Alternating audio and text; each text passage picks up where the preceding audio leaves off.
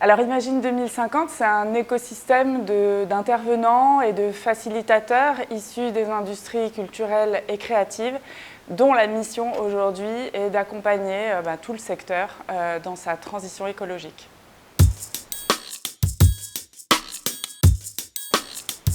Alors de nouveaux récits, il en faut parce que là, il y a une révolution culturelle à mener pour changer notre rapport au monde, nos modes de vie qui sont aujourd'hui carbonés, mortifères pour les vivants humains, non humains.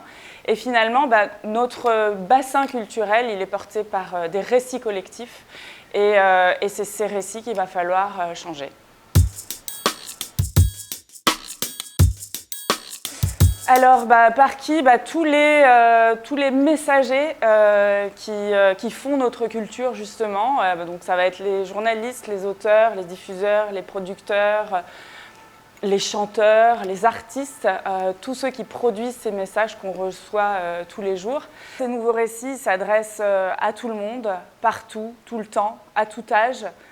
Des programmes scolaires aux lecteurs de journaux, de livres, aux audiences, que ce soit à la télévision, au cinéma, sur les réseaux sociaux, au théâtre.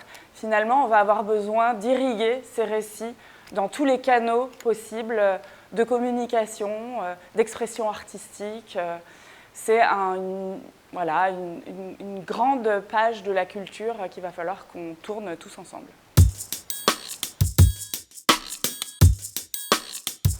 Alors on a plusieurs formats pour ça, certains en présentiel, la conférence Imagine 2050 qui permet vraiment de mettre tout le monde à niveau sur les urgences et comprendre ces imaginaires qu'il va falloir qu'on change. Donc on détaille vraiment l'imaginaire technosolutionniste, le business as usual et cet imaginaire de sobriété qui pour l'instant est assez inexistant et qu'il va falloir justement muscler.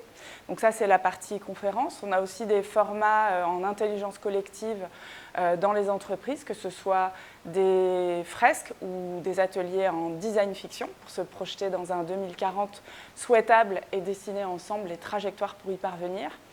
Et puis bientôt, on aura un format MOOC, donc en e-learning, qui va permettre de massifier toute cette connaissance qu'il va falloir irriguer dans les industries culturelles et créatives.